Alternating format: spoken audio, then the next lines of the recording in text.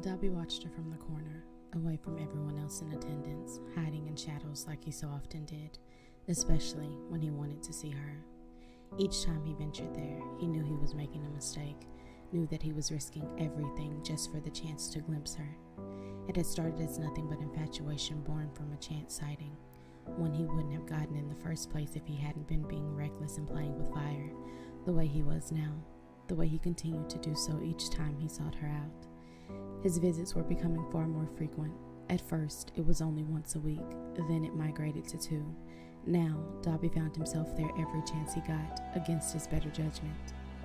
He did nothing but torture himself when he came, forced himself to watch other men approach her, try their luck at gaining her attention. It never seemed to work in their favor, but it didn't piss him off any less.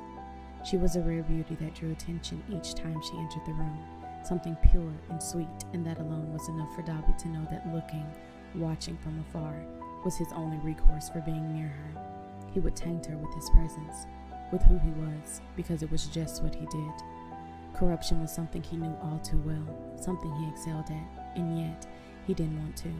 He didn't want to dim what he saw in her, tarnish the layer of polish that seemed to settle on her. Dabi watched the third man in an hour approach her, and the fire within him stoked. He often grew tired of them slithering in and diminishing the view in front of him. Their presence always felt like a storm cloud swooping in on a beautiful sunny day. He hated it, and hated them even more for their unsolicited approach, for being in her vicinity.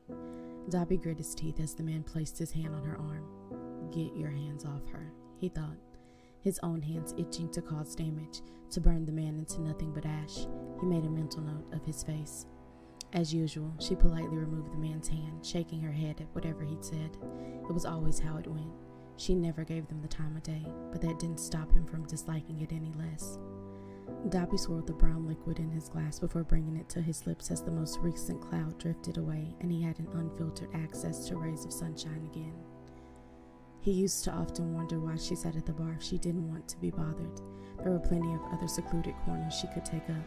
In the beginning of his obsession, he thought it was because she could easily get drinks at the bar, but she never drank more than 2, one of which he knew was water. Then, Dabi realized she was sitting there for him, to give him the view he wanted, craved. She was putting herself on display for him, and where he sat always afforded him the best seat in the house when an inconvenience didn't wander over. He ran blue eyes over syrup skin and always wondered if it felt as smooth as it looked, if the scars on his hands would alter how it truly felt, would diminish the softness. The teal dress she wore was far too innocent for their surroundings, but then everything she tended to wear was. The bar wasn't in the best area, but it also wasn't terrible. It was right on the precipice of worlds, between his and hers. It was the only place they could both be without who they were mattering, or at least it was what he believed at first, but Dabi was far from naive. He continued to watch her, and when she ordered her second drink, clear liquid in a short glass, he knew she was getting ready to leave, that he only had a few more minutes to bask in her rays before he was forced back into the abysmal darkness that was his life. Dabi watched her finish her drink, place some cash on the counter, slip off the stool, and exit the bar. He drained the rest of his glass and left through the emergency exit. He rounded the building, and it only took a second for him to spot her half a block down, the bottom of her dress flowing gently in the soft breeze of the night. He stuck to the shadows, following her on a path they'd taken several times before. A 10-minute walk brought them to the destination it always did, and he watched her enter the building as he went to the back of it. The large tree that sat in the back courtyard made for the perfect cover as he looked up at the second-floor window.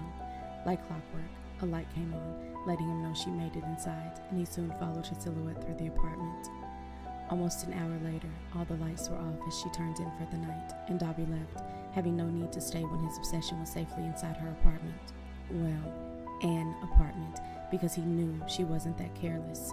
Yes, it was a chance sighting that first had him laying eyes on her, but it was that sighting that kept him from falling into the hands of the little hero who'd been sent undercover to flush him out. He hadn't seen her face, but he'd remembered those eyes, the brightest color of honey. He was smart enough not to engage, but he couldn't help playing with fire, being so close to the bait that the only thing left to do was bite. But Dabi wouldn't. Instead, he'd drown in his obsession from afar.